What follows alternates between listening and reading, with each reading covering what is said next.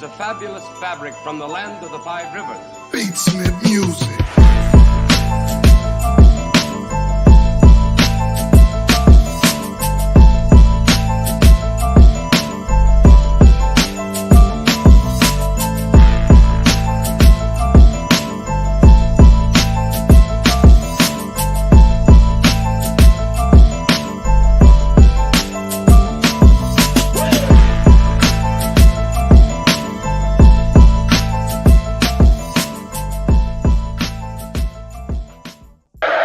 Hey, we back, y'all. What's good? What's going on, Raider Nation? What's good? What's good? What's good? We finally back, man. We got a show. We got a fun show today, man. We got a good show today. We're going to have a special guest, and obviously, you know, we're going to give him his introductions when he's in the building. But we got a lot to talk about, man.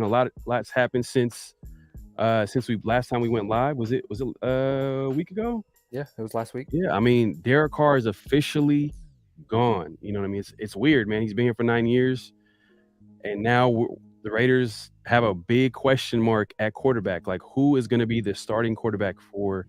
I was going to say the Oakland Raiders, but but Las Vegas Raiders, man. We'll see. It's going to be a lot to unpack today. We're going to be talking about the draft. We're going to talk about free agency. Man, we got a lot to talk about, man. But what are your thoughts, man, with DC officially gone? And actually, before we even, man, where are my manners? Where are my manners? I gotta shout out. Exactly, man. I gotta shout out my guys in the chat, man. Salute to the nation. Hope everybody's doing well. Let's see. Hold up. Let me get in. Let's see. Dino's a rating the building. Appreciate you coming through. He says, I'd rather draft Caleb Williams next year. He's already started. He says, I draft Caleb Williams next year. Make that happen this season. I say find a bridge QB if we can't get AR12. We'll get into that, man. Like, I don't know if I want to wait. But we'll get into that, man. We'll talk about everything when it comes regarding the QB position today. We got Robert Pena in the building. He says, but I'm not late. Yeah, man. Robert Pena, hey, man, he pulled up real early because I posted this live real early today, and he commented, man, I appreciate you coming through. Always supporting, man. I appreciate you coming through. Raider Way in the building says, salute Ray and Farrell, man. I appreciate you coming through, man. Always coming through and showing some love. Let's see who we got. We got Daniel Kim in the building. One of my mods. Oh, and we got a new mod today. Congratulations to Holly. She's gonna be our new mod. So as soon as you pull up and make a comment, I'll be able to make you into a mod. But salute to Daniel Kim. I see you. He's all right. Salute Ray. Salute Sean Schefter Johnson says salute Carl and Ray, man. The guy strictly nothing but facts. Every time he hits me up, he doesn't even want to conversate. He just, hey, man, this is the news. Boom. Hey, man, good dude, man. But look, let's see. We got Austin Villa. Let's go. Been waiting for this collab for a minute. Hey, I appreciate you. Yeah, man. I'm just gonna let y'all know, man. We're big fans of Tape Don't Lie. If y'all don't know, y'all need to know, man. We got Marcus Johnson pulling up. He's gonna be in the building soon, but let me this is one of those ones that I'm really excited about. This is one where the fans, Raider Nation, you guys can just sit back and learn. I mean, that's what we're going to do tonight. This is going to be a good conversation. So Tape Don't Lie, remarkable Raiders content. Go subscribe to him if you haven't. Facts, 100%, man. All right, let's get into the chat, man. I see y'all in the chat, man, pulling up, man. Oh my God, hold on. This thing is acting up. Let's see. We got Raider Casper in the building. I was so excited about the Carr news. I quit smoking just so I could live longer and experience more years of him not being our quarterback. I love it. Oh my God. Hey, we gotta give a shots fired for that one, man. Man, golly, he just went for the kill on that one. All right, let's see. Let's see what we got. We got Avocazzi Raider, man. Appreciate you coming through. My guy Avocazzi. If you haven't subscribed, go ahead and subscribe to Avocazzi Raiders channel. Raider Ray says Anthony Richardson. Hey, we'll talk about him today. We'll ask about Anthony Richardson, all the rookie QB options this offseason, not just the draft, but free agency, trade possibilities. Some I like, some I don't like. Mostly don't like, to be honest with you, but we'll get into that. But yeah, man. Hey, So what are your final thoughts, man? Derek Carr is officially gone. He is no longer a Raider. Like, how do you feel, man? It's a breath of fresh air for me. You know what I mean? And that's not any slight at DC. Everybody knows that I've been a DC fan. I just think it's time. I think there's, and it's been here for a little bit, right? For the last 2 seasons, last season, you could just kind of tell the fan base. There was a huge divide with DC. I'm ready and I'm excited for this new era of Raiders football. I'm ready for a young guy to step into that helm, that position, and play with confidence. A guy who can create with his legs, a guy who keeps his eyes down the field. And I think a little bit of the confidence was taken from Carr, and I think he'll find that again with the new organization. I think it's best for both parties, if I'm being honest. I think Carr will come back reinvigorated, find more confidence, and I think the Raiders are going to get a young, confident player at that position, and I think that's the most important thing for this organization. Yeah, man. Hey, yeah, man. Look, Derek Carr, he was a solid QB. He just wasn't good enough to turn around the Raiders. Let's be honest. Like, the Raiders have a lot of issues. They're a dysfunctional franchise, to be honest. Like, the last, how many years? How many things have we seen when it came to the Raiders, when there's ownership, coaching, yada, yada, yada, whatever. But, at the end of the day, Derek Carr couldn't overcome that. And I see him I think he could play better if he picks wisely, if he's real smart about where he goes. I think he'll be successful in the next stop. Yeah. But yeah, man. Hey, we have someone in the building I think he's getting ready. He's getting his camera stuff ready. All right. But let's see. Hold on. We got people pulling up, man. Mm-hmm. They know Tape Don't Lie is in the building, so they got the popcorn ready. AJ Simpson, the base says Tape Don't Lie is facts base channel. Fact 100%. 100%, man. But yeah, man, like, hey, it's gonna be a fun show. Let me let's see. Hold on 1 second. Hold on. Let me see. Hey, if you want to give me a message, just let me know when you're ready, Marcus. Or a thumbs up. It's all good. All right, man. Hey, look, this guy, man, he's a contributor to Silver and Black Pride. He's a co-host on a little pocket awareness. Y'all need to check that out. And then also, obviously, we keep everybody just screaming it out in the chat. We keep shouting it out. Tape Don't Lie co-host, my guy, man, Marcus Johnson in the building, man. How you doing, bro? What's up, guys? How you guys doing? Hey, pretty good, man. Hey, pretty good. Appreciate you pulling up, man. And on short notice, I'm glad you were able to come through. But hey, man, we're fans of this team, and we respect what you do at Tape Don't Lie, man. But let's get into it, man. Like, what were your final thoughts of the Raiders season? I thought it was a super disappointment, man. I had a little bit of higher expectations, at least for them to get to the playoffs. And even like with the schedule, the way the schedule turned out, man, it makes it even more disappointing because they didn't play a tough schedule either. So, it was just maybe just overrating the roster a little bit, maybe thinking the offense would just carry them, and then it didn't work out, the passing offense, just because, whatever breakdowns that ended up happening there. So, yeah, it was just a disappointing season all around. I mean, I even expected a little bit more from the defense, too. I thought they would get some more pass rush. There was more hype between Chandler Jones and Max Crosby, right? True. And, we just didn't see it from the interior. So it was just a disappointment all around, man. Just going 6-11 after a playoff season, it just was not good. Yeah, man.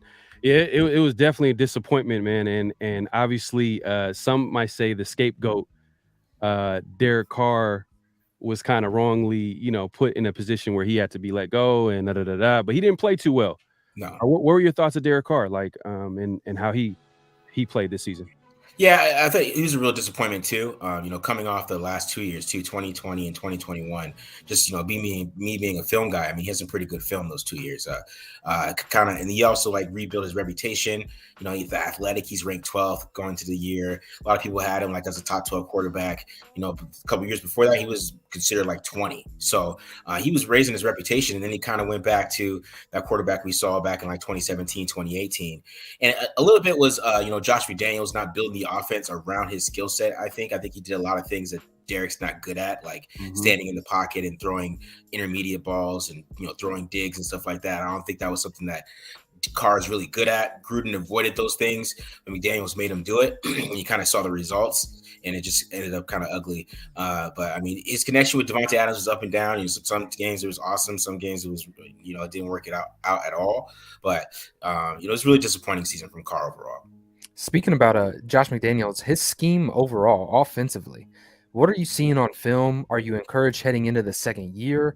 And is the scheme and the system a product of why Derek Carr struggled?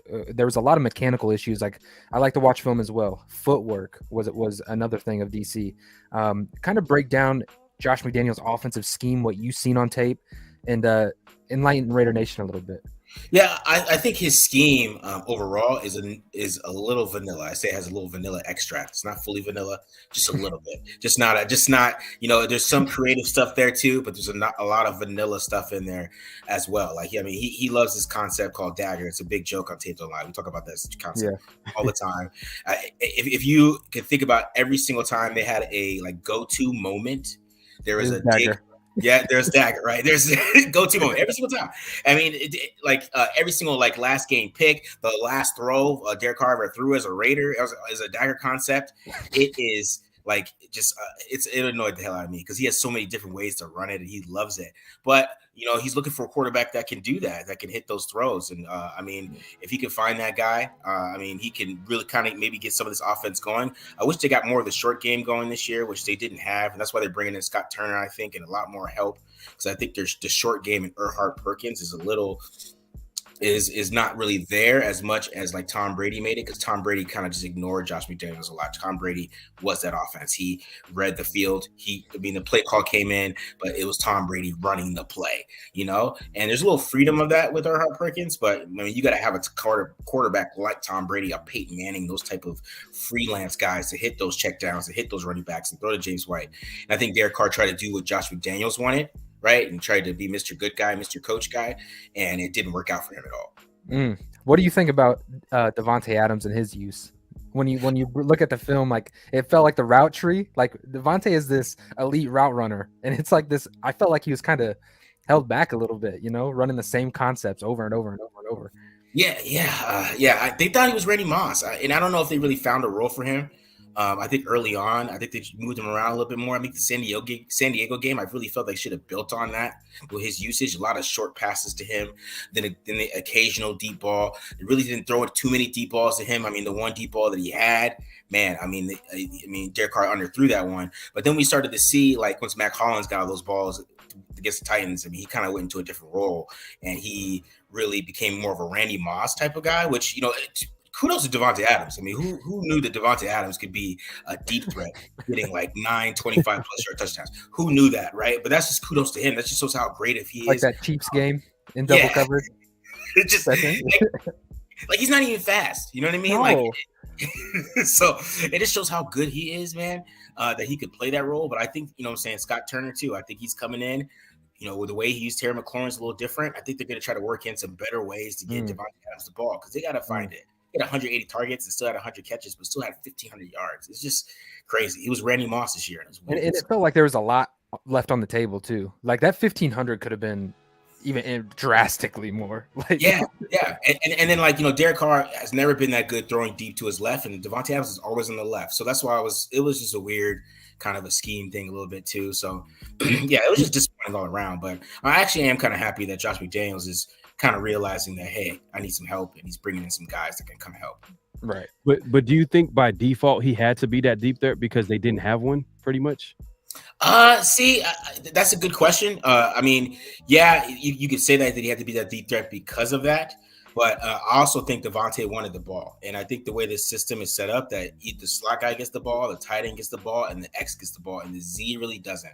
So Devontae Adams has been a Z his whole career. So they tried him at the Z early, and then every once in a while, you know, those first couple games, he was gone. And then he went to the X, and he ended up doing all those Randy Moss roles. So just the way this offense is set up, you're going to see a lot of deep routes from the X receiver, because also there's a lot of adjustments. So a lot of the fade routes that you saw Derek Carr and him do, I mean, that was not the play call. I mean, that was just kind of them freelancing, because if he gets press coverage, he's going fade. I mean, if you watch it, Stephon Diggs, they kind of run the same offense. You watch Stephon Diggs get pressed, he's going fade. Him and Josh Allen do it every single time. And I mean, those kind of things, that those setups that come through this offense. So it's a little bit of that too, where they're kind of just running fades just because he's getting press coverage, right? Yeah. But I think he was using him as a deep threat more often than Mm. he had to. Because, Matt Collins, he was able to get deep a little bit. I think you could have kept him in that role a little bit. And then, they let all the speed guys go. So, Yeah, I know. Yeah, which is strange. it made no You know what I mean? sense. But going back to what you said earlier about being like pretty much when watching film and constantly you've seen Josh McDaniels tendencies. But Mhm. then you probably could say the same for John Gruden, because I know because I watch your show as well with BD, and shout out to him. Hopefully we can get him on the show one of these days. But there was a route that he loved running, especially in the red zone, or the China route. Mhm. So is it something that's common with offensive coordinators where they have their tendencies and they're going to call their plays unless your name is Andy Reid? Yeah, they have some guys just have their go-tos, man. I do this thing where I watch every quarterback and I grade them. I watch 5 games, and you'll watch offenses, man. They will run the same stuff. They kind of get really, kind of repetitive as the season goes along. It's just the good guys like the Andy Reids that kind of just keep bringing in more stuff, adding things. Because if you don't keep adding things, man, teams are going to know what you're going to do. Because the Colts game was very telling. Stephon Gilmore was running the dagger routes for them, and then you saw that with the Steelers too, man. The Steelers were, that game, they were running the routes for the Raiders. And you got to imagine, like, Mike Tomlin's been playing against Josh McDaniels for years. The Saints game was the same way. Dennis Allen, owns Josh McDaniels. He's owned him for years. Because I went back after that game, how the hell did they just blow him out like that? And Dennis Allen has kind of owned Josh McDaniels for a little bit, and he's got to adjust his scheme a little bit. That's why I keep talking about Scott Turner. I really like the hire because the scheme is just kind of outdated. The Bills and let's say the Giants are running a more updated version of the Raiders scheme right now, and he's still running in the 2007. 2006. If I go back and watch 2007, all 22, it's gonna be the same stuff that they're running. It's the same kind of look, same eye form, same stuff. So he's got to adjust to what's happening in the NFL a little bit too, as well. So that narrative about Derek Carr getting freedom at the line of scrimmage, when you're watching film, did you see that narrative going back and forth of maybe Derek Carr gets a play call, he gets up to the line of scrimmage, and maybe he checks out of something that Josh McDaniels is calling, and then they're created a divide? Did you see that at all? Oh yeah, I think it really started. I know the Seahawks game is a one that's talked about, but I think it really started with the Jags game. If you watch the last drive of the Jags game, there's a lot of play calls that were to the opposite side of Devontae Adams lined up, and he's a 3-by-1. He's lined up by himself, and him and Derek Carr were kind of just freelancing it. And the other side, there was some open plays, and I think that game we saw Josh McDaniels. There's a clip of Josh McDaniels, kind of Derek Carr going back and forth a little bit in that game, right? And I think that had a lot to do with it. I think, kind of Derek Carr and Devontae Adams just kind of going freelance a little bit. He's trying to get Devontae the ball late in the game, and he's the best player in the field, so you can't be too mad at him about it. But I could see that divide starting right there, because I really felt like, sometimes he didn't call Devontae's number in a big moment, right? And maybe there's a little bit of frustration there on their side with that. I don't know. Even at the the Seahawks game, I could see that. There's a lot of Derek Carr kind of, ignoring some kind of maybe designs and trying to go somewhere else, and that he maybe think is a little bit better. But it also goes with Erhard Perkins that I think is a little bit of control like that. But he's not Tom Brady, so Josh is like, you better do what I want to do. So it's a little bit like that. So hey, that must be a good sign though, that Josh McDaniels could look at himself and be like, I need some help. Yeah. Yeah, that's huge to me. I thought that was good. Just that hire, I thought that was a good move, moving forward, right? Just adding some different elements, more motion at the snap.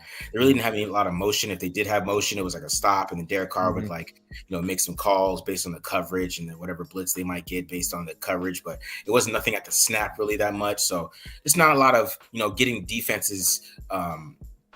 I guess what I want to say, kind of like off balance. They get defenses off balance, kind of like how Kyle Shanahan does. He has defenses forgetting all the rules and guys trying to, make communications at the last second of the snap, and then a scheme is wide open. So you just want to a little bit more of that is needed, and I think Scott Turner's bringing that. That's so cool. Talking about the quarterback position, everybody's going to want to hear and get your opinion on that. What do you think is best for Josh McDaniels? Getting a guy like Aaron Rodgers, who obviously has a personality, who's probably not going to be afraid to, let's be honest, check out of plays and kind of do his own thing, Or do you think Josh McDaniels is going to go the route of getting somebody in, maybe a rookie, who isn't going to get up to the line of scrimmage and maybe check out of the things that he's calling? What direction do you see the Raiders going? I think they're going to try to go veteran first, and Okay. I think Jimmy G is out there. I mean, he really liked Jimmy G coming out of New England. He actually handpicked him for the Patriots. I mean, Bill gave him the job to pick a quarterback, and he handpicked Jimmy G. So he never got the chance to really coach him, and this might be his chance. And I'm not too excited about that. Yeah. You know what you're gonna get with that. You know what you're gonna get. Yeah. Maybe he feels like he can coach better, and he can get to maximize Jimmy G, and that was his draft pick. But I mean, that might be an option. They might go veteran there. I think another one is probably Jacoby Brissett.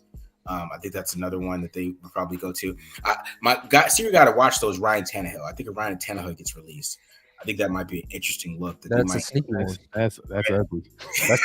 But he's a veteran. He's had some wins out there, right? Maybe you could build the run game and play action around him. You can, if he's cheap, if he comes cheap and we draft a QB, I'm all for it. You know what I mean? Yeah, right. I mean, that's a lot of it too. Like even all of these guys that I'm talking about, I would run from the draft the quarterbacks still. Like, yeah, I that's what I'm scared about Jimmy Garoppolo, because I think Jimmy Garoppolo might get that. The money.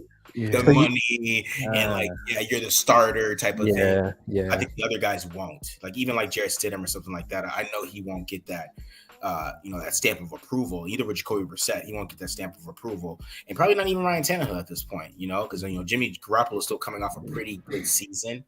So it's you could talk about the scheme or whatever with San Francisco, but he has a chance to kind of come in here and maybe be the full-time starter, and I don't like that, but Josh might. So go ahead. Okay, so if you're sitting there at 7 and you have your listed quarterbacks, right? Bryce Young is obviously probably going to be taken, and the Raiders are going to be in a position, with the draft capital to potentially move up, stay put. They're going to have a lot of flexibility and a lot of options. Based off of your scouting right now, if you had to pick a quarterback, who is it going to be and why? Man, I think what I'm in between right now, I'm in between Stroud and Richardson, right? I'm not a Will Levis guy, but I'm in between Stroud and Richardson. I want to watch some more Stroud before, I kind of give my full-on lean. And, also I got to watch the combine, because these guys have a type of quarterback which is super weird. They're all the same. Every single quarterback they drafted is the same. Like the profile of Jarrett Stidham is kind of like the profile of every quarterback they're looking for. That's what I noticed. That's what I noticed about you. You look at patterns that teams like to draft for as far as traits. You did that with Tom Cable. Yeah. You did that with a few people. And you're right. You're right with a lot of the draft picks too as well. And they better learn how to throw out to the outside of the numbers too. Yeah, but Anthony Richardson, because Josh McDaniels, he does like guys that can move. He had Cam Newton, he drafted Tim Tebow. They even did look at Johnny Manziel in 2014. So they like guys that can move, right? But then you have CJ Stroud, who's kind of in between, who really doesn't move a lot. But I think the NFL, I'm going to say this, I think the NFL is going to be a little lower on CJ Stroud than draft media and like the Twitter is going to be. So I think there's a chance that you don't even have to trade up for him just because the scheme that they came in, Justin Fields fell to 11, Dwayne Haskins fell to 15. We could talk about don't scout the helmet. I'm not with that, but if the NFL does it, the NFL does it, So they're going to be looking at that scheme and try to see what's going on with that. But I think they have a chance at both those guys at 7. It's going to be interesting to see which one they like and who impresses them in the meetings, because I think that's going to be the big things. But I want those two guys, but I am scared that if Will Levis gets to 7, I just think Will Levis going top 5. I think some team is going to fall in love with his intangibles and Colts. his homegrown, that love, that homegrown love. He's just a homegrown kid that they're going to fall in love with him, and then one of these guys is going to fall to the Raiders, and they might have a chance to draft him. I mean, because if they get to 6 or something like that, and they like one of these guys, they should trade up then. That's when you trade. Yeah, like 6 and 5. Detroit won't take a quarterback, right? Oh no, they like Goff. Don't let them. Yeah. That's what I'm saying. They like this Jared over there.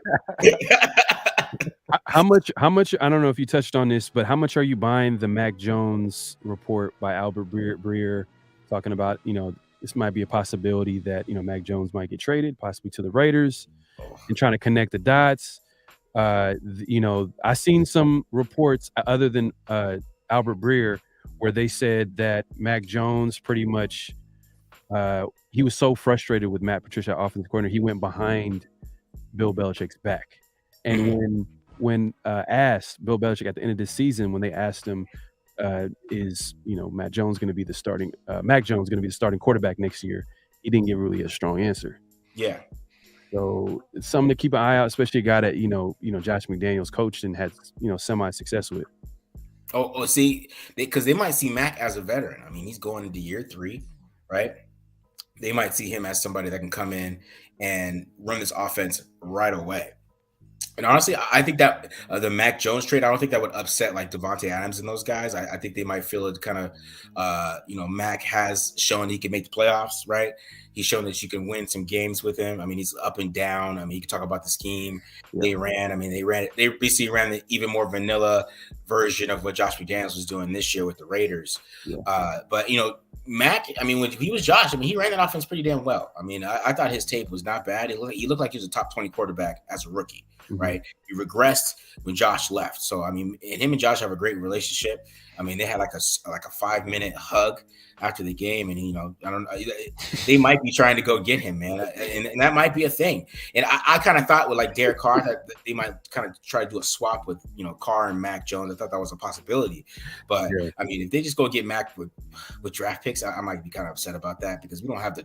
I mean, what are we giving up? Is it like a 5th rounder for Mac? Are we giving up a 3rd rounder for Mac Jones? Like, is it players? Is it a player straight up? Like, it would have to be interesting to the value of that. But you would get 2 more cheap years with him. You get the 5th year option.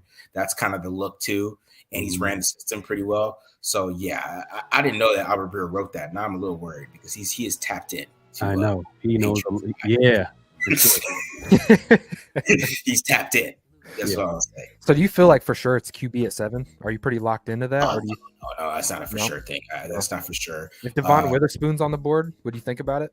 Oh, yes. Yeah, yes. I would too. That's my guy. That's a big one. I think Tyree Wilson from Texas Tech is a guy they're going to like. Patrick Graham's really going to like him because he's long, plays the run. Patrick Graham really likes guys to play the run. That's why we got Chandler Jones here instead of Unique Ngakoue. Ngakoue had to get out. He don't play the run. Chandler Jones does. You come in, you play the run, right? So Patrick Graham, he's going to like Tyree Wilson. That's a guy I think he's going to want to come in and, he can play right away, play year 1. He might not get like a lot of sacks, but that's somebody that I'm looking at. And of course, don't think about offensive line. I think offensive line is an option.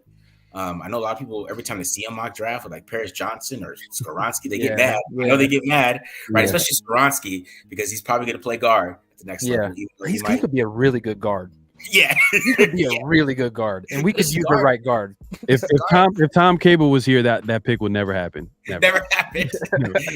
Not at all. Not at all. But it's a guard at 7 is just kind of, even for me, it's just a little strong with how many holes this team. And I know they need guards, but it's just guards you can get at 38. You could probably get a good one at 62, or even trade up a little bit in the 3rd round. You can still get a good starting guard. It's not something you could just have to reach on in the 1st round. Unless he's Quentin Nelson, and he's not Quentin Nelson, so he's not that type of guard. And thankfully, this draft is pretty deep inside. So hopefully the Raiders can target that later. A guy at pick 38. When I'm looking at the linebacker class, I'm not that impressed, if I'm being honest. I mean, there's a couple guys, obviously, that's in that consideration. But at pick 38, do you think a guy like Trent Simpson out of Clemson, do you think that's a Patrick Graham fit? A guy who's lined up in nickel. He's able to line up all the way across, and it just reminds me of a guy that Patrick Graham likes. Those guys who are going to run a sub 4.4, those 235 run, and he's just a freak athlete. Do you think he's a guy that could potentially be on their board? Yeah, I mean, definitely be a guy on their board. I mean, just because Trenton Simpson's a freak, it's just Simpson has the same issue that as Isaiah Simmons had. I mean, where do you play him? Right? Yeah. Is he a linebacker? Is he a nickel? Does he play both? I mean, so that's the problem with Simpson, is that you got to find a place for him. And, do you play him? I mean, he's the type of guy that he can move all around. I mean, he played basically the same position as Simmons. Simmons played everything at Clemson, and so did Trenton. So, I mean, they got a lot of choices at 38. I think 38 is going to be a big pick for them, in my opinion, because 38 is where you get like the leftovers from the 1st round that fell, right? You could even make a chance to trade back up into the 1st round. They're in a great position of that too, in my opinion. They see somebody they like that falls like 26, 27. They could trade back up and get somebody that they really like. So I think 38 is going to be a big one, but I think that's a guy. I think at the end of the day, once the combine goes, I mean, I think Trenton Simpson, he's going to go first round. Some of these guys we're talking about the second round, whatever, the combine, and they go blow it up, drove 40-yard, 40-inch vertical, 4.4 40s, and everything changes. So I think a guy like him, he's going to end up sneaking in the first round, but I think they're in a good position at 38 to get a good player. Is there any situation that Anthony Richardson is on the board at 27 and maybe the Raiders can bundle up that second and move up? Yeah, I think there is. I think there's a situation where one of these quarterbacks falls. If somebody likes him, though, they're going to trade up a lot earlier than that. But, I mean, if you get to 27, I mean, these guys fall. I mean, Lamar Jackson went 32. I mean, we could talk about, that sounds crazy right now, right? But that was a thing. I mean, it was a thing. Is he a first-round pick? Kind of like the same kind of look Anthony Richardson's getting. So if he fell to 27 – and they decide that they want to trade up and get him, I mean, yeah, I would be ecstatic about that because that'd be great value for him.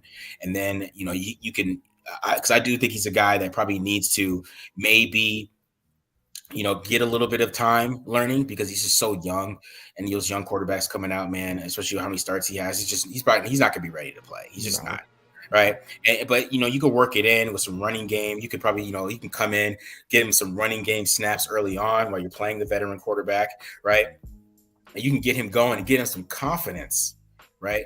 So he can keep, getting better. And then you could learn the offense. You can teach him the offense, do all that good stuff. But yeah, if you fell to 27, that's someone you can trade up for sure. Yeah. Anthony's a guy that I really want. We've been talking about him on the show. Stroud, Richardson, those have been our guys that we've kind of been talking about. I've taken a lot of flack with the Ohio State quarterback thing. I'm so tired of hearing that. But Anthony Richardson is one of those guys. Do you think he's of a McDaniels role? Do you think that that's somebody that Josh would actually want to work with? Because I think everybody thinks he's just a runner first. I think go ahead, keep going. And I think he has that ability to stand in the pocket. Oh yeah, man. I love his pocket presence. I think Anthony Richardson has so many natural tools that he's just such a natural quarterback. And, what I mean by that is a lot with quarterback play, especially pocket presence, right? When somebody's coming out, I mean, they either have pocket presence or they don't. And it can get better a little bit, but it just doesn't really become something that is a strength for them ever if it's not good for them coming out. And he has that. It's only going to get better from him. And he just feels so many things, and he avoids so many sacks. His offensive line was not that good, and he still keeps his head up. He really is a pretty good pocket passer. And then every once in a while, he'll break a 70-yard run with that pocket presence, or he'll make a play outside of the pocket. So there is some things that they're intriguing. I mean, I really like Richardson. I like him a lot. I just think that the more I watch him, the more I'm like, come on, like, let's do it. Yeah, it's just a natural feel, the natural quarterback position, man. Those things you can't teach, man. I cannot teach you to feel a guy coming and you avoid it. I really can't. I could do it as many sticks and throw brooms at you as I can and whatever, but that's just football to me. I think that's like playing running back. You feel that guy, you see him, you make the move, you get out of the way. And I know you got to go. You got to go, and you got things to handle. You're a pretty busy man. Yeah. Tape don't lie, man. You got to study that tape. But I wanted to hit up a little bit of the chat because they had some questions as well. I wanted to include them in there. Raider Chris says, "Here's a theory. You think you might make moves to move up in the 2024 draft if they don't draft a QB this year?" So I've heard people say like the 2024 draft is such a good QB draft where they should just forego drafting a QB this year and just focus on building the team, the talent, and other needs, and then you just draft a QB in 2024. But I'll let you answer it. But in my mind, I'm thinking, like, what is the guarantee that McDaniels is going to be here? They're gonna want to draft. If they want to draft the guy, they're gonna wait. They're gonna do it now. They're not gonna be like, oh, let's wait till 2024 because if the season goes left, a guy like Mark Davis could easily be like, hey, let's get the next guys in. Yeah. I think they at least got to at least be mediocre this year. They at least got to hit the 7-win mark for him to kind of get to 2024. So that's what's going to be interesting about waiting to get a quarterback. And, it's always interesting to me, like, the year before, we always say the next year is going to be better. And then they say the next year is going to be better. And then we break down these guys and get to the point where they actually start looking at them. And then we start nitpicking at them and like, oh, 2025 is going to be better. So we never know. A lot of these guys that played 2023 that had good seasons, or 2022 that had really good seasons, they might have bad seasons in 2023. right? It's not a for sure thing that these guys are going to always get better. Some regress. We see it all the time. I mean, you saw that with Will Levis, man. Will Levis had the buzz going into this year, right? Mhm. And he kind of didn't have a good season, and now he's, kind of fighting to kind of even be the top quarterback in this draft. And he Right. probably could have been the top one last year. I still don't have no idea why he didn't come out. But, you go that another year, then you might regress, and it's totally different, man. Do you like Dave Ziegler? I think Ziegler has a vision of what Josh McDaniels wants, and he has a good vision to work with that. And he knows what Josh likes. He knows the metrics he likes. He knows the things that will work with the system that Josh wants to run. And the same thing with defense. I think he does a good job of finding those guys that fit these systems. But I think free agency, they struck out a lot, man. I think they did really well in free agency. A lot of bad picks there. But I still kind of believe in Dylan Parham. I still kind of like Neil Farrell. I never liked the Zamir White pick. I didn't like that running back pick. But I mean, he's a little up and down.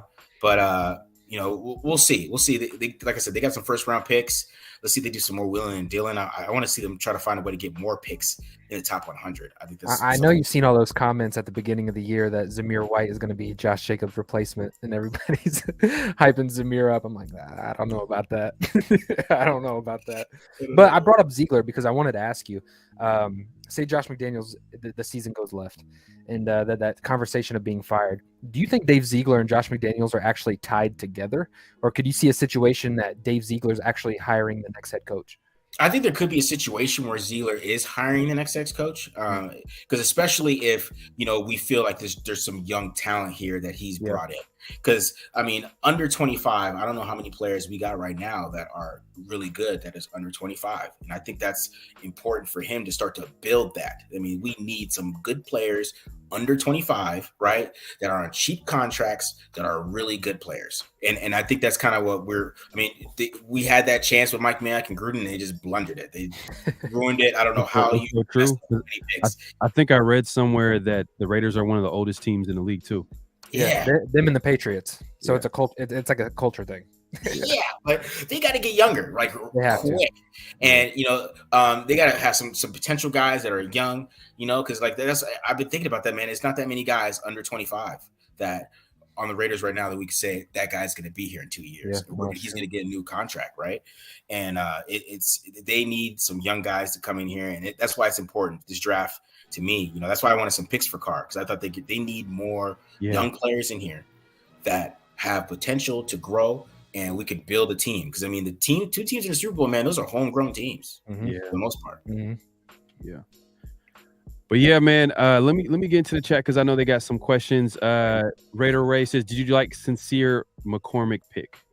Sincere McCormick, he's a running back, right? He's a running back. Yeah. Yep. Yeah, I haven't watched Sincere McCormick. I haven't gotten a running back yet. I'm not gonna lie to you. I try to tell you, give you a breakdown. Some guy I haven't watched. So I'm gonna get into those. I only finished 3 positions. I'm quarterback, OT, and defensive tackle so far. So I'm diving though, man. I'm diving.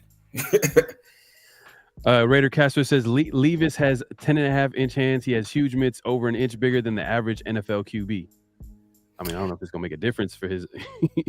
I want to know. Hand size has a lot to do with accuracy, a little bit too. If you look at the guys with the biggest hands in the world, Aaron Rodgers, Drew Brees, those guys are some of the most accurate quarterbacks you'll ever see. The reason is because their hands are so big that they never lose track of that football, and they just kind of throw it. But Levis doesn't have good feet, so I mean, yeah, he might have the big old hands that you like, but he's got to fix those feet and his presence in the pocket.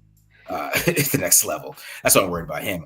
I mean, you could probably do some stuff with Levis. You just have to have a great offensive line, and I just hate saying that, especially these days. Is there somebody on your board that, obviously not even like the big names, but is there a player that you've seen that you're just like, yeah, I want that guy, regardless of position? Well, yeah, number one is Jalen Carter. I mean, yeah. Oh, yeah. He's number one. That's my main guy. Yeah, Jalen Carter. Some of my draft favorites so far. Christian Gonzalez is a guy that I think. I was going to bring him up too earlier. Is that him? Do you have Gonzalez over Witherspoon? No, I do not. I think Witherspoon he's a better tackler and it's more physical player, definitely. But just Big Ten corners, they kind of scare me a little bit. I mean, there's not that many good ones outside of Ohio State, so they do scare me a little bit. But Christian Gonzalez he's a playmaker. right? I think the Raiders need that. I think the Raiders Yeah. need a guy who just makes plays. Yeah, maybe he might get beat, right? He might get beat a couple times, but he also might get 5 interceptions. Yeah, And the Raiders, And that's what we need.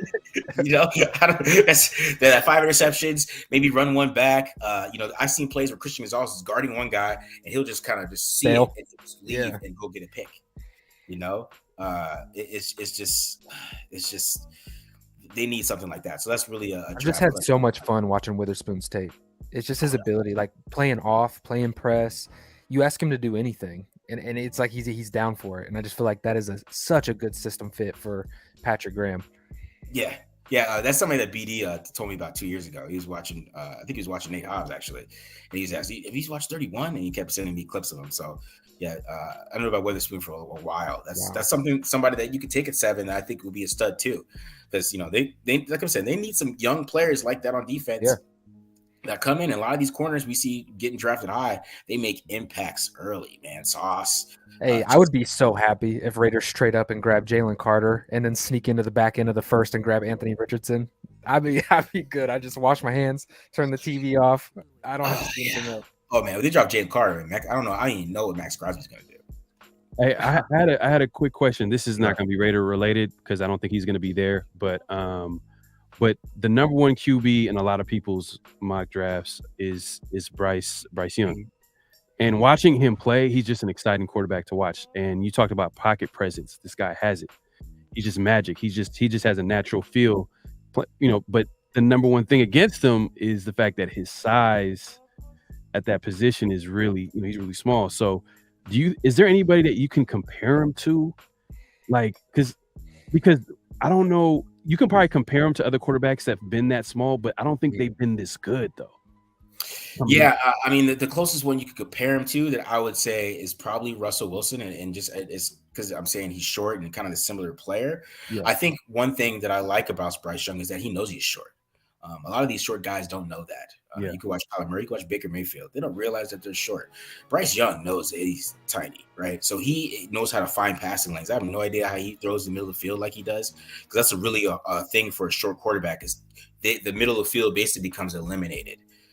Because they can't see over it. They can't see over that big guy. They got to throw outside to kind of see things, right? So I think Bryce, he has the ability to find lanes, right? And, sometimes that could maybe be a detriment in the NFL because he has to drift in the pocket a couple times to find those lanes. But he's so good at it. He's so good at finding where he can throw the football and he can see. And I think that's really special about him. He just has so many special traits, man. I think that, the one thing that I would say the knock on him is he doesn't have an elite arm.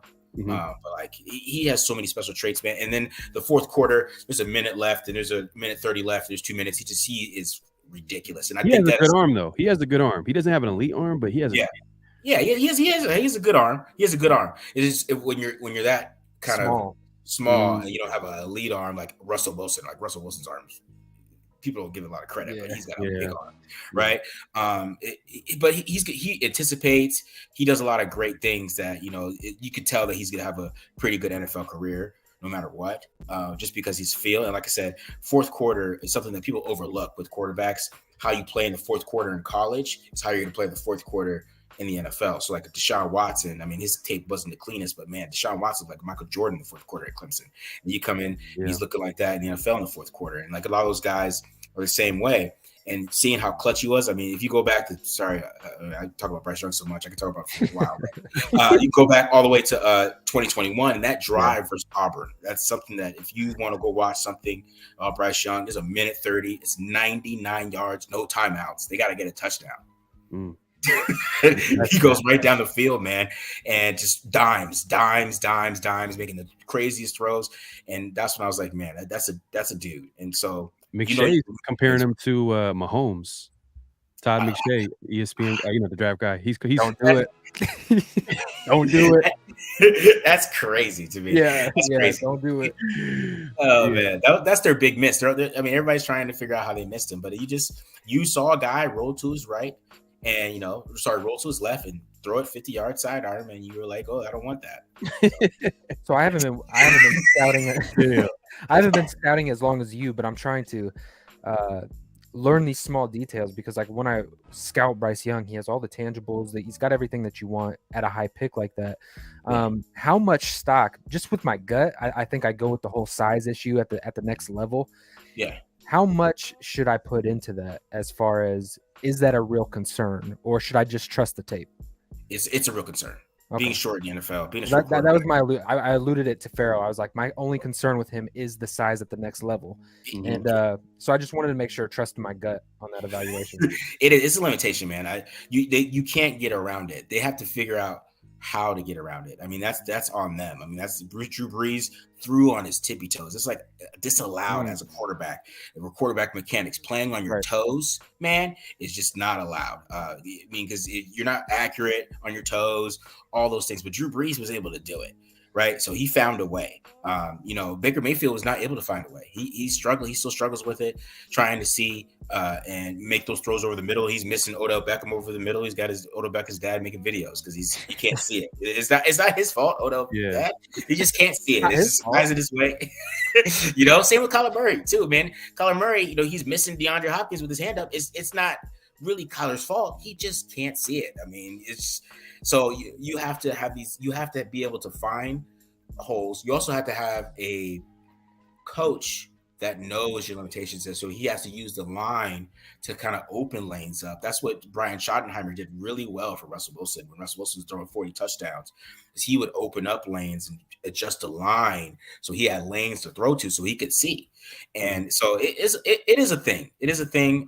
Being a short quarterback is a reason why, Justin Herbert, he sees everything because he's 6'6",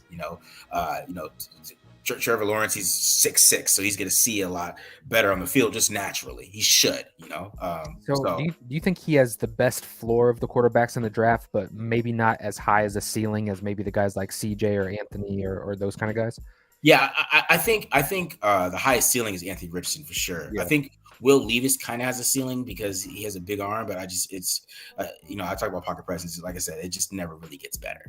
And so, I mean, you have to work around that limitation. But I think Richardson has the highest ceiling. I think Young and Stroud have the highest floor. I even kind of maybe lean towards Stroud with the floor, just because I think that he's a pocket. He can play in the pocket, and he's accurate. To the short and deep levels. I think he's got to work on the intermediate a little bit. You can see some flaws there throwing the intermediate, but with CJ, I still think that you could probably stack some wins with him a little bit early on, and same with Bryce Young. Then you could like Anthony Richardson, who probably might be the better one year 3, right? But I think like right now, I think Stroud, he might come out and play really well because he reminds me of Dak Prescott. Dak Prescott played awesome as a rookie, right? He came in, he played terrific, and I think CJ kind of has that. But is CJ really going to become a Josh Allen or somebody like that? That's going to be the kind of question with him a little bit. But I think those two have the highest floor. But Marcus, man, I appreciate you coming through. I know you stayed longer than man, but we love talking football, and we're big fans of Tape Don't Lie, man. We appreciate what you're doing. Let me put your stuff up here so everybody can know. If y'all don't know, y'all need to know. Make sure to follow him on Twitter, Mark John NFL. His YouTube, obviously, is Tape Don't Lie. He has a podcast and called A Little Pocket Awareness. Definitely check that out. He talks about a lot of different quarterbacks, teams. He gets into everything in there. I thought it was interesting though when I was listening to A Little Pocket Awareness, where you talked about how Jimmy G and Tom Brady didn't really like each other. And this is why you need to really watch Tape Don't Lie and follow Mark John, because he gives you these little nuggets where he talks about these past relationships that a lot of people don't really know. Like I think with Tom, I think you were one of the first people who talked about Tom Brady and his relationship with McDaniels wasn't really that good. Yeah, the dots. Yeah, it wasn't the best in the world, especially when he came back from St. Louis or wherever he was in Denver too. When he came back, it wasn't the best in the world, and then they tried to replace him. And Tom did not. Trust me, Tom did not like being replaced. He did not, because the story I told is that Jimmy Garoppolo got his shoulder hurt. Right, he got his shoulder hurt after they went 2-0 against the Dolphins, and there's the TB12 training center is where everybody trains and gets their their massages and their physical therapy. Yeah. And when Jimmy Garoppolo went after he got hurt, the door was locked. and he couldn't Wow. That's extreme. Mm. 1,000th degree. God, wow, that's crazy. Then unlock the door. hit it. Yeah. Marcus, so can you give us like your last thoughts, man? Like, give us some hope, man. Like I said this to Mo Moten last time. Like, give us some hope. What can we look forward to this offseason? I mean, we talked about the possibilities with quarterbacks and different draft guys that we could draftees that we can draft. Like, just give us some where we could like literally just hold on to. Please. To me, I think what they're going to do, I think they're going to try to rebuild this offensive line, and they're going to try to get this running game going and try to lead on the run this year. I think that's how they're going to do it. I don't know if it probably be Josh Jacobs upset on a franchise tag and just mad and running even harder because he's mad. But because I think they're going to find a way to keep him just because they don't have Zamir White didn't do what he needed to do to kind of say, okay, we can lean on Zamir White like they wanted to. That was their plan. We're going to push Josh out, put Zamir in there. It didn't work. So I think they're going to be able to kind of rebuild a little bit on offense. I think they're going to be able to kind of maybe sustain a little bit of the offensive success that they had last year. I don't know how that ceiling is, but I think defensively they're going to get better too and just get younger there. And I think they're going to play a little bit better as the year goes along. But it's going to be a little rough at first, but I think we're going to get better and try to figure it out because we got to get some young players in here. If they do that, then I think we'll be okay. Yeah, sounds good, man. But go ahead. No, I just let them know I love it. We need something, right? We got to make the right moves. Free agency, we got to start making the right decisions. We got to get actual playmakers. Maybe go out and get a Daron Payne or go get somebody who's entering their prime, about to make a difference. Got to draft good. Dave Ziegler, we got to see what he's able to do in the draft. So I'm excited. I think there's some things to be optimistic about, but I think after the season we had last year, we got to kind of lower the hype heading into the season. Yeah, 100%. I'm with that. Hey, please let BD know, man. Hey, we need him on the show, man. He's the defensive guy on Tape Don't Lie. I'm sure you know a lot about football. Both of y'all know offense and defense, but we got to get BD on here, man. Just let him know. But man, appreciate you coming through. If y'all don't know, y'all need to know. Like I said, man, follow my guy Marcus on Twitter. He's a good follow. Has good football takes. Mark John NFL, YouTube Tape Don't Lie podcast, a little park awareness. Appreciate you coming through, man. Peace out, bro. Peace out, man. Thanks, guys. Yep. Man, great show. Great show. Great show, man. That was a great show, man. I love the one where you can sit back and learn. You can just talk ball and learn. That's somebody who, man, Raider Nation. He's got a lot of knowledge. You guys have to go over, subscribe to Tame Don't Lie. Probably, honestly, me and Pharaoh have talked about it behind the scenes. Probably the best Raiders content that you can go find, specifically talking ball. Facts, 100%, man. Look, Dre for show 1, 2, 3 said, who will we draft? Is it worth getting excited about? Man, hey. Oh yeah. For sure, man. Like, cause we have, look, at the end of the day, Dave Ziegler, Josh McDaniels, they're gonna have to execute. But they have the resources, they have the cap space, they have the draft picks, so they have an opportunity. They can get better, and they can actually get better real soon, real fast. They just got to make the right moves. But yeah, definitely, bro. Definitely. Yeah, look at how quick the Eagles turn around. Look at how quick the Bengals turned around. Look at how quick the Bills got involved into the play. I mean, you have to be able to hit on the draft. The draft is so crucial, and it might sound reiterated a lot, but you have to make sure that you knock out the draft. If you can knock out the draft and get key pieces in free agency, good, solid veteran players, you can turn around a program pretty quickly. Yeah, 100%. Buddha BU4L says, great show, man. Hey, man. Couldn't have said any better, man. 100%. Raider Chris says Hargraves. Hey, that's that should be one of the top targets for the Raiders at the D tackle position for sure. But what's the price tag? You got Daron Payne at what, 20 mil? And then you got him. I think he's going to come a little bit less than 20 mil, but it's still up there. I just think the talent is different. I really do. I see why the talk about Hargraves. I really do. But if you're going to spend that kind of money, I'm going to throw an extra few million, and I'm going to go get Daron Payne. Because he's younger, too. Daron Payne, entering his prime. He would have bookends like Chandler Jones, Max Crosby. You throw in a Daron Payne. I mean, it opens everything up. Facts 100%, man. Let's see here. Raider Ray says pain no matter what the price tag. Wow. Okay, man. Yeah, he's that good, man. He's really good.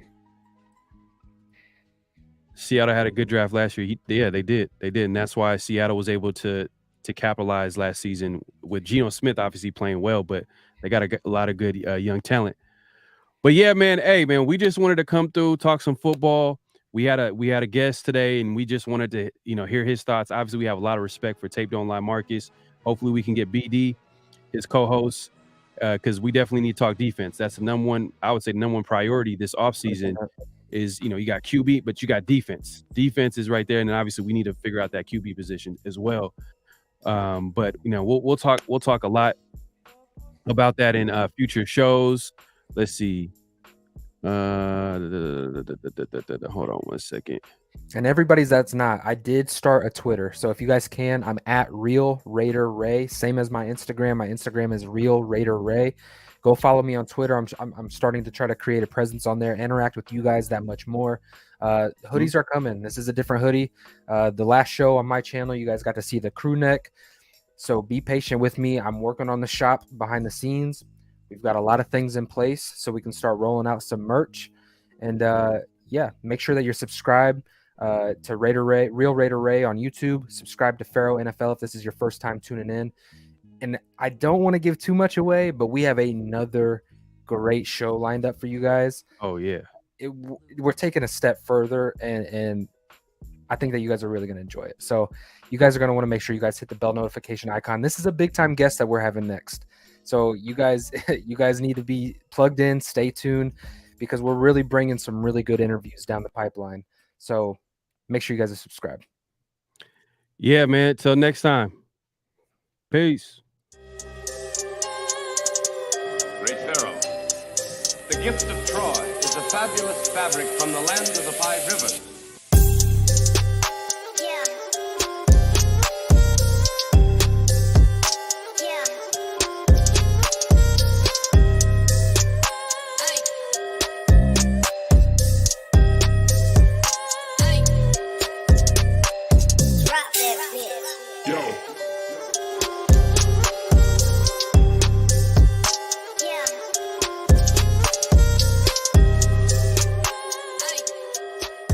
Just win, baby. Hello? You play to win.